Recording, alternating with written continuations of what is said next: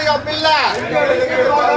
தமிழகத்தை விட்டு வெளியே மன்றத்திலே தீர்மானம் நிறைவேற்றப்படுமாய்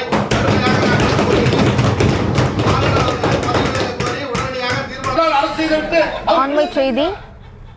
பெண்களுக்கு பாதுகாப்பு இல்லை, தமிழக ஆளுநர் வெளியேற வேண்டும் என கூறி புடவை கட்டி வந்து ஆண் கவுன்சிலர் போராட்டத்தில் ஈடுபட்டுள்ளார். யார் அந்த சார் என ஸ்டிக்கர் ஒட்டிக்கொண்டு அதிமுக கவுன்சிலர்களும் போராட்டத்தில் ஈடுபட்டுள்ளனர். திமுக அதிமுக கவுன்சிலர்களிடையே வாக்குவாதம் நடைபெற்ற போது இந்த நூதன போராட்டமானது நடைபெற்று வருகிறது. விருதாச்சலம் நகராட்சி மாமன்ற கூட்டத்திற்கு புடவை கட்டி கொண்டு வந்துள்ளார் ஆண் கவுன்சிலர். தமிழக வாழ்வுரிமை கட்சியை சேர்ந்த சேகர் என்ற கவுன்சிலர் இந்த நூதன முறையில் போராட்டத்தை முன்னெடுத்துள்ளார். பெண்களுக்கு பாதுகாப்பு இல்லை தொடர்பான யார் அந்த சார் என்ற ஸ்டிக்கர் ஒட்டிக்கொண்டு அதிமுக கவுன்சிலர்களும் போராட்டத்தில் ஈடுபட்டுள்ளனர்.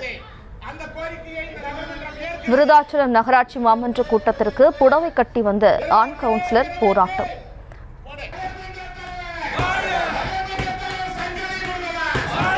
இது தொடர்பான கூடுதல் விவரங்களோடு இணைகிறார் நமது செய்தியாளர் பாரிவள்ளல். வணக்கம் பாரிவள்ளல். தற்போது புடவை கட்டி கொண்டு வந்து ஆண் கவுன்சிலர் ஒருவர் போராட்டத்தில் இறங்கியுள்ளார். இது தொடர்பான முழு விவரம்.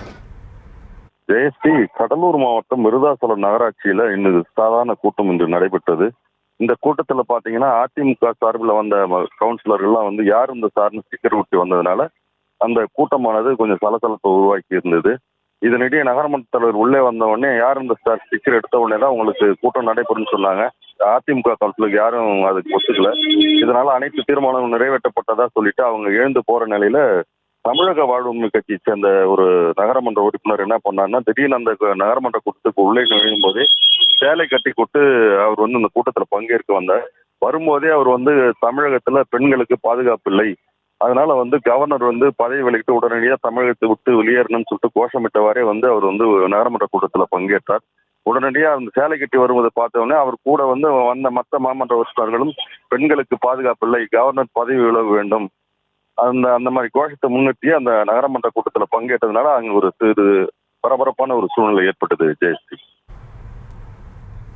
விவரங்களுக்கு நன்றி பாரிவள்ளல்.